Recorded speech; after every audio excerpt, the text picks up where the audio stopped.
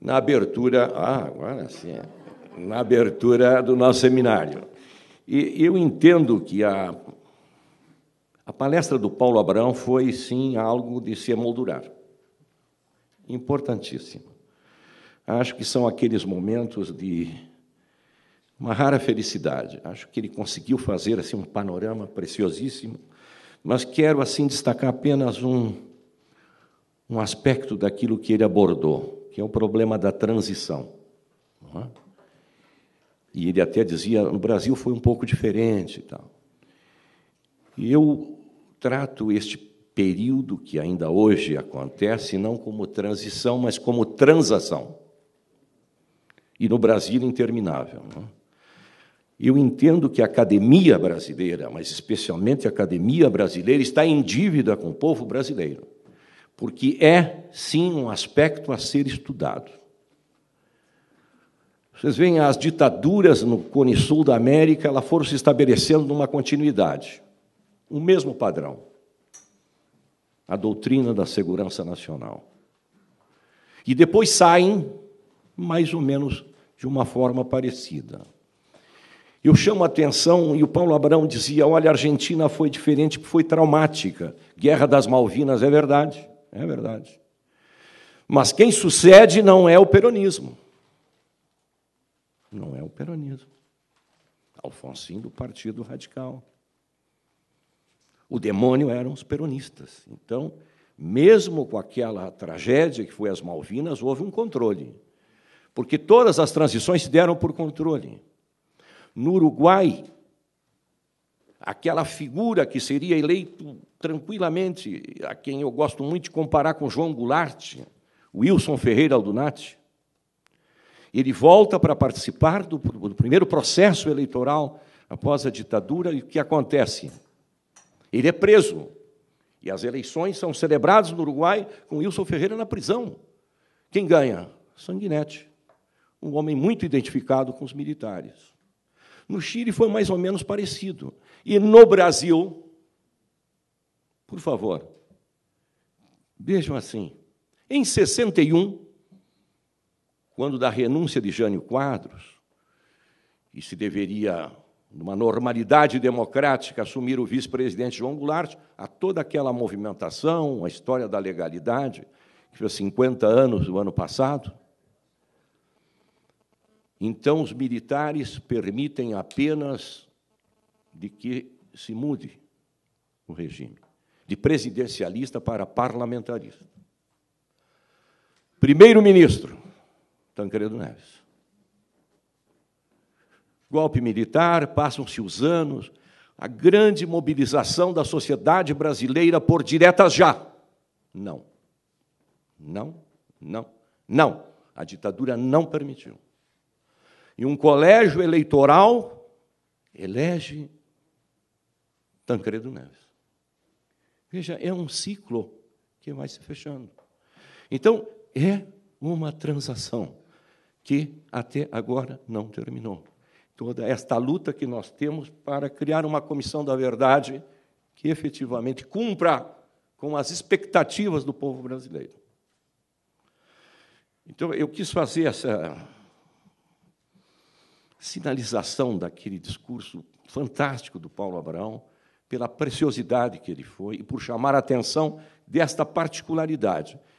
E eu volto a insistir que a academia brasileira, que tem condições de se debruçar sobre o tema, estudar este tema, está em dívida com a sociedade brasileira. Nós precisamos entender bem o que aconteceu e o que está acontecendo ainda agora.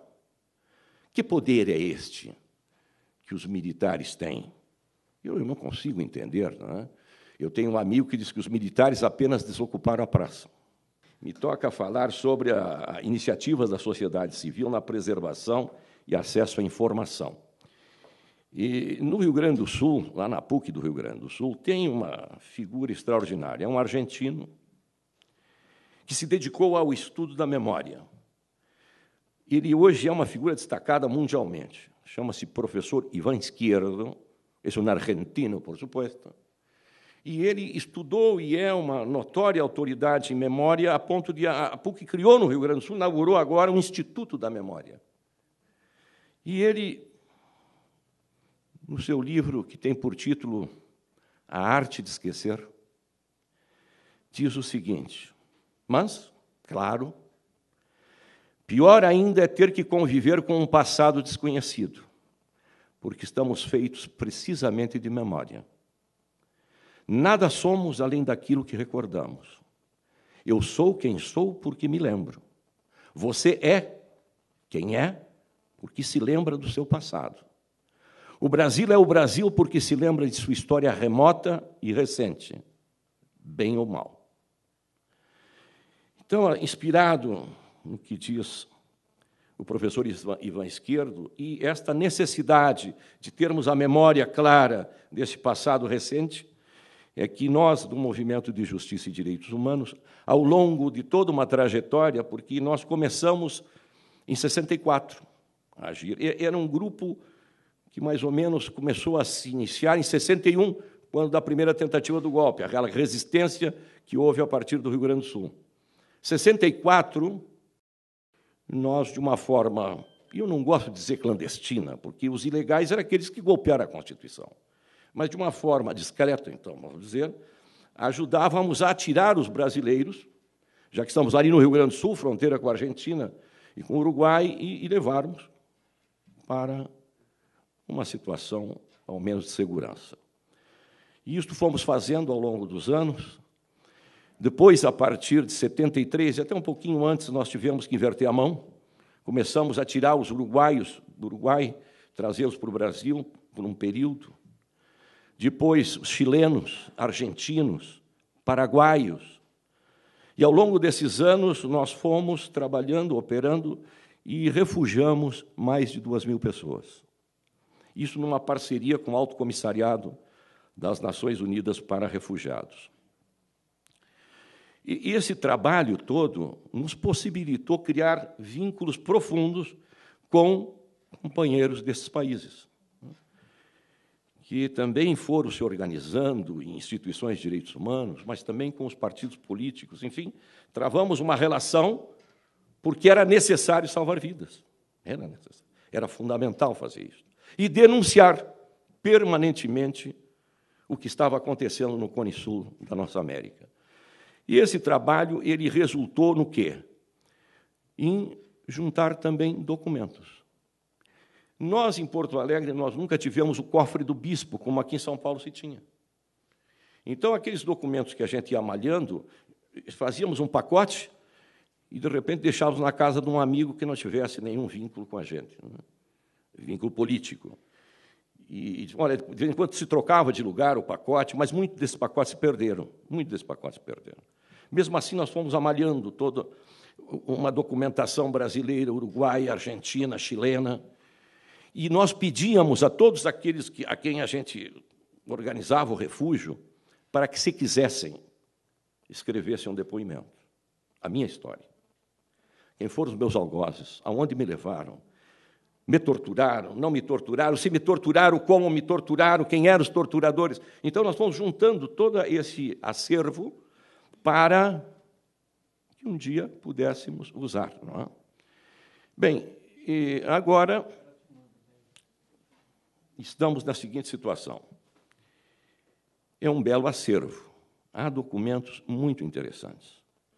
Especialmente, eu diria a vocês, por exemplo, nós temos documentos brasileiros, e eu vou referir depois, assim, em Brasília, agora dia 4 e 5 de julho, que mostram, por exemplo, a primeira Operação Condor.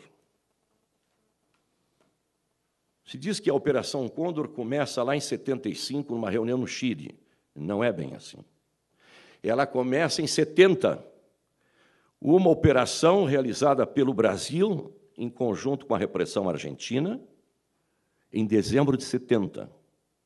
Vítima, Coronel Jefferson Cardan de Alencar Osório. Nós conseguimos um documento brasileiro que prova isso. Está ali narrado como se deu toda a operação. É muito interessante. A segunda Operação Condor foi em 71, vítima Edmur Péricles Camargo, o gauchão, que nasceu no interior de São Paulo, mas era conhecido como gauchão. Um gentleman, Um gentleman. Há passagens do Edmur fantásticas. Por exemplo, ele estava... Mas ele estava assaltando, expropriando a Caixa Econômica Estadual na Cidade Baixa, e estava, naquele momento, uma senhora fazendo depósito. E ele disse para o caixa, dê o recibo para a senhora. Estamos expropriando o banco, não a camarada. E quem fazia a segurança naquele tempo era a Polícia Militar, era um organismo, não tinha essa segurança privada, era um policial militar do Rio Grande do Sul, e que acabou se urinando todo. E quando ele sai, ele pegou um dinheiro, assim, vamos dizer, R$20, companheiro, tome um táxi e vá em casa para mudar a roupa. E esse era o Edmur, era uma figura, e ele estava do 3MG, Marx, Mao, Marighella, G. Guevara, este grupo. E ele foi trocado pelo embaixador suíço, foi para o Chile. Ele depois sai do Chile para ir a Montevidéu, reunir-se com os companheiros, um voo Lanchile, Santiago, Buenos Aires, Montevidéu. Em Buenos Aires, no aeroporto de Aziz, ele é tirado do avião, e nós temos esse documento, que narra. Então, essa responsabilidade do Brasil. Bem, e nós fomos arrecadando documentos, eu anotei aqui, furto simples. Não é? E eu, até pessoalmente, não posso ver um documento que me interesse muito, porque no Código Penal, furto simples é sem violência. Não é? Passo a mão e levo, o que é que eu vou fazer? Então, nós temos esta fonte, nós temos todos estes depoimentos que a gente foi juntando. Nós estamos também... agora num projeto que não é uma coisa original nossa, nós estamos copiando o que os irmãos argentinos fizeram, é criar um acervo de depoimentos, gravados em vídeo. E a organização lá chama-se Memória Aberta. Ele já tem mais de 700 depoimentos. Nós achamos que era interessante, começamos a fazer isso. E é muito interessante para resgates históricos. Veja o seguinte, gente... Esse documento que nós conseguimos, que narra a primeira Operação Condor, o coronel Jefferson é morto, mas a sua senhora, sua viúva, é viva lá em Montevidéu. Nós fomos falar com ela. E ela nos confirma uma série de situações e nos deu, escrito pelo coronel Jefferson, 45 páginas que narram a guerrilha de Três Passos. A primeira guerrilha brasileira, guerrilha de Três Passos. Isso aí. Ele foi o comandante. 65. Então, ele escreveu. Por quê? Porque ele foi acusado de ter assassinado um sargento quando eles são reprimidos, e já no Paraná. E ele escreve, narra um elemento da sua defesa. Olha, gente... Nem o Gabriel Garcia Marques, no melhor momento de inspiração, escreveria aquilo. É fantástico.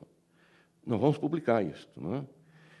E isto vem de uma informação e depois da entrega desse documento pela viúva. Bem, então, temos aí esse resgate que a gente está fazendo. Não é? O que mais? Bom, arrecadamos muitos documentos no Ministério de Relações Exteriores do Uruguai. Vocês sabem que, logo do golpe, os brasileiros foram para o Uruguai. Uma leva imensa. E, no Uruguai, quando tu pede o asilo, tu formula junto ao Ministério de Relações Exteriores. Então, lá existia, ainda está lá, os pedidos dos brasileiros e os despachos. Eu consegui trazer para o nosso acervo todos eles, de capa a capa. Todos os pedidos. Não é? Outro dia fiz uma cópia e entreguei para o governador Tarso Genro. Aqui o teu pedido de asilo no Uruguai, de capa a capa. Do Leonel Brizola é uma pilha, assim, muito interessante de se ver. Então, este resgate a gente fez. No Ministério da Defesa do Uruguai, conseguimos uma bela documentação, especialmente do João Goulart, monitorado permanentemente. É muito interessante. No Ministério do Interior, porque o único país em que as polícias são vinculadas ao Ministério da Justiça é o Brasil. ao redor, todos os países, é Ministério do Interior. E lá conseguimos, do DOPS, uruguaio, outra bela documentação. Da Argentina, a mesma coisa. Então, fomos juntando. Agora, recentemente, nós conseguimos uma documentação muito interessante. E o Paulo Abraão falou uma coisa que hoje pouco se fala. Quando se instalou a Redentora, se criou neste país a Comissão Geral de Inquérito, porque uma das justificativas do golpe era que havia muita corrupção. Quando eu lembro, que saudades daquela corrupção, gente. Então, houve, que era realmente a Comissão de Caça às Bruxas, E na Universidade Federal do Rio Grande do Sul houve uma caça às bruxas terríveis. Funcionários, professores, alunos caçaram. Foi um terror. Você vai na Universidade Federal do Rio Grande do Sul, não há nenhum documento. Não há nenhum documento sobre esse período. Nada. E como a vida é interessante, né? O mundo não é tão grande, gente. O mundo é desse tamanho. Um destes elementos da comissão de cassação, professor da Universidade Federal do Rio Grande do Sul, e falece, tinha uma biblioteca muitíssimo grande, e uma outra universidade privada do Rio Grande do Sul interessou-se. E os herdeiros venderam a biblioteca. Então, lá se foi todo aquele acervo para essa universidade privada. Quando uma amiga liga e disse, olha, junto vieram uns arquivos que contêm atas da comissão, essa de cassação. Fantástico. E fomos para lá correndo, porque é uma universidade privada, cujos mantenedores, e dizer a burguesia é pouco, mas é a alta burguesia num importante município e que são absolutamente reacionários, conhecidos. Então, um risco tremendo daquela documentação está lá, que, de repente, desaparece. Então, nós fizemos 2 movimentos. Fotografamos documento por documento, que está lá conosco, guardado. Não é? Porque é preciso fazer isto. Bem, e, assim, rapidamente, o acervo vai se juntando desta forma, esses depoimentos. E ontem, lá na PUC, se falou, uma jovem fez uma intervenção falando sobre a necessidade de fazer uma exposição sobre esse tema da ditadura, da repressão, como algo muito importante. E até foi referido, mas aqui tem, aqui já tem, aqui se faz seguidamente. Mas nós resolvemos fazer um projeto que começa com um livro. Vamos fazer um livro. O título do livro é A História do Movimento de Justiça e Direitos Humanos, aonde a esperança encontrou refúgio. Então, começamos a trabalhar no livro. Mas as discussões, enquanto se pensa o livro, se elabora, seguem. E vocês sabem que nós vivemos num país onde não se lê, onde a cultura é da televisão. Esse hábito de ler não está no nosso DNA. O que nós vamos fazer? E a Rede Globo nos educou, não é, muito para sentar na frente daquela caixa que... E isto nos encanta, como povo. Então, produzir livro é mais ou menos tu ir contra a maré. Então, vamos fazer uma exposição. Uma exposição que é aonde a esperança se refugiou. Redes de resistência e solidariedade. Porque abarca Uruguai, Argentina, Chile, Paraguai. Não é? E como fazer esta exposição para andar pelo Brasil? Usando a tecnologia. É claro que vai ter documentos. Documentos terão, sim, claro, serão exibidos.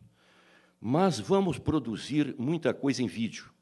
E a exposição terá 4, 5, 6 telas, não é? O que te possibilita colocar todo aquele material num pendrive, não é? Conectar o pendrive e você viaja com a exposição no pendrive e mais algumas tralhas. Porque ela deve ser pedagógica. Eu acho que, quando se trata desse tema, nós temos que ser pedagógicos. E resgatar esta história. Por que houve um golpe no Brasil? Quer dizer, uma certa manhã, uns generais levantaram de mau humor e disseram: vamos dar um golpe hoje. Então, vamos contextualizar isto. Vamos mostrar o que acontecia no mundo, o que acontecia na América Latina e o que estava acontecendo no Brasil. O embrião do golpe, como é que se deu, o próprio golpe. E contextualizando e mostrando, efetivamente, e documentando como as coisas aconteceram. Não só no Brasil, depois mostrando Uruguai, Chile, Paraguai, Argentina, mostrando este contexto que nos levou a esta tragédia, como um resgate desta memória. E, com isso, andar pelo Brasil. Nós conseguimos já um pequeno patrocínio da Petrobras e estamos andando. E pretendemos inaugurar em Porto Alegre essa exposição e depois, e aqui faço um pleito público, se formos acolhidos nesta casa, trazer aqui para São Paulo, depois irmos ao Rio, fazer assim um périplo pelo Brasil, mas ir a Montevidéu, Buenos Aires, Santiago do Chile, Assunção, mostrando que isto que aconteceu aqui é mais ou menos tudo igual, com nuances específicas, claro, cada país teve as suas nuances específicas, mas o pano de fundo é exatamente o mesmo. Então, meus amigos, eu queria, assim, dizer a vocês que... Não sei quanto tempo eu tenho ainda, Cátia. 3 minutinhos. Bom, dizer para vocês isto, de que este nosso acervo tem um projeto também de digitalização. Nós estamos conversando com o Jaime Antunes, lá do Arquivo Nacional, porque esses arquivos eles só têm sentido se eles forem públicos. Só se forem públicos.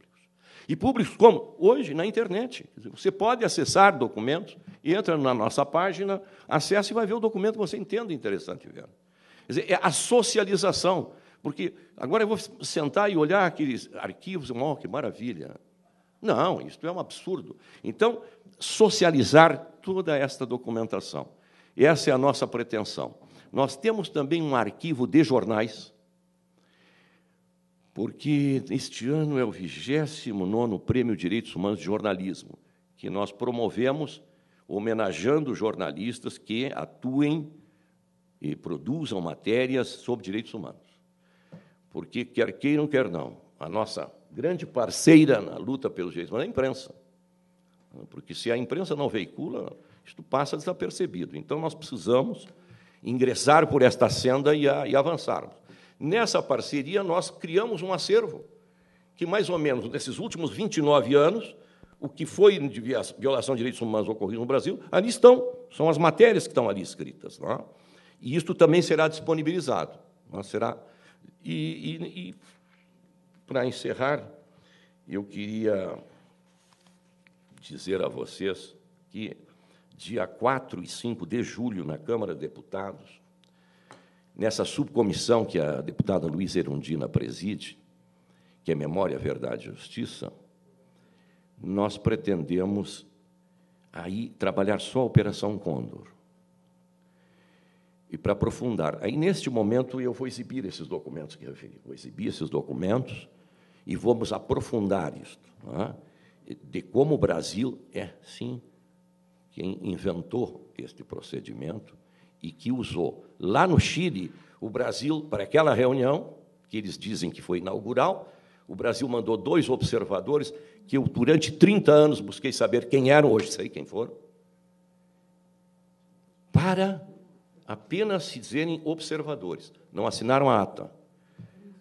Vocês pensarem meio segundo, vão se dar conta que, em 75, novembro de 75, não havia absolutamente mais no Brasil a necessidade de reprimir não sei quem. Já estava tudo desbaratado, a repressão já havia produzido uma tragédia nos grupos de resistência. Então, o Brasil vai lá, não, somos observadores, não assinamos a ata. Esta característica da repressão brasileira de não deixar impressões digitais. Então, vou mostrar os documentos e provar documentalmente como isso aconteceu. Estão convidados. As imagens, é meu entusiasmo falando. E me dá 2 minutinhos? Bom, então, pode disparar as imagens? Pode disparar as imagens. É o seguinte, gente, nós temos um outro projeto que já está andando em Porto Alegre, chama-se Marcas da Memória. Nós estamos marcando locais onde houve repressão. Um desses locais é a nossa Ilha Presídio, que fica de frente a Porto Alegre. É uma ilha de pedras, são pedras, 100 metros por 60, onde uma série de figuras importantes da resistência brasileira lá estiveram presos. Por exemplo, isso aí é 1º de abril, porque no Brasil gosto de contar histórias, não é? O golpe militar foi em 1º de abril, não foi em 31 de março. Então, no dia 1º de abril, nós tivemos na ilha onde prestamos homenagem. Olha aí, ó, esta é a ilha, ela é muito pequena e é de pedra, é pura pedra. Nesta ilha estiveram presos a quem carinhosamente é meu querido amigo, eu refiro como primeiro-damo, Carlos Araújo, aí esteve preso. Esteve preso o atual ministro Fernando Pimentel, esteve preso aqui. O presidente nacional do PT, Rui Falcão, esteve preso aqui. Então, esta ilha, olha, veja como ela é pequena. Hein? O Raul Ponte vai ver a foto dele aqui. Não. O Olívio já é lá adiante, na Polícia Federal. Mas, se ele voltar atrás, tem uma foto, porque ao Raul já prestamos uma homenagem. Aí, no dia 1º, pegamos ali 3 figuras, o Paulo de Tarso Carneiro. Isso aqui é um deputado comunista chileno que estava conosco. Este de barba. E lá da ilha, tu não tens aí alguma coisa da ilha? Onde está o Raul Ponte, por exemplo, que a gente prestou uma homenagem ao Índio Vargas, ao Raul Ponte e ao Paulo Tarso Carneiro. Não é? Bom, aí tu vai rodando aí que, de repente, vai aparecer... Olha, isso é o que está sobrando da ilha. Nesse dia, nós pedimos o tombamento da ilha, porque vocês veem que as paredes estão caídas, mas você não encontra um tijolo. As grades foram roubadas, os portões foram roubados, está tudo sendo saqueado aí. Então, tombar, porque isso é histórico, não é? E que a União ponha uma vigilância, porque isso aí é muito significativo como uma marca da memória. Como a ilha é de difícil acesso, nós, na beira do cais, vamos colocar uma pedra no chão com o nome de todos aqueles brasileiros que ali estiveram, não é? Como uma forma de homenageá-los. Não é? E o cais do Porto de Porto Alegre está sofrendo uma reforma, então ali vai ter um afluxo de pessoas muito grande. Então, vamos marcar. Um outro local que nós vamos marcar é o Dopinha, que é uma casa numa rua, num bairro quase central, que foi o primeiro centro clandestino de tortura do Brasil. Ele foi iniciado em 64 e fechado em 66 por causa do episódio do assassinato do sargento Manuel Raimundo Soares, que foi um escândalo, este assassinato, então fecharam. Foi o primeiro centro clandestino de tortura que este país teve. Então, vamos marcar. E esta ilha que é muito simbólica. Agora sim, concluindo, muito obrigado, Cátia. Agora mesmo concluindo, eu queria dizer a vocês o seguinte: a Comissão da Verdade é muito importante, é importantíssima. Mas tenho a certeza, se a sociedade civil não se mobilizar, se as organizações da sociedade civil não se movimentarem, o produto final será decepcionante. Eu costumo dizer, quando me perguntam, e o que vai resultar? O resultado será a nossa capacidade de, como sociedade civil, cobrar, colaborar e cobrar. Caso contrário, passado 2 anos, vamos para casa lamber as feridas, o que não é nada bom. Muitíssimo obrigado pela atenção.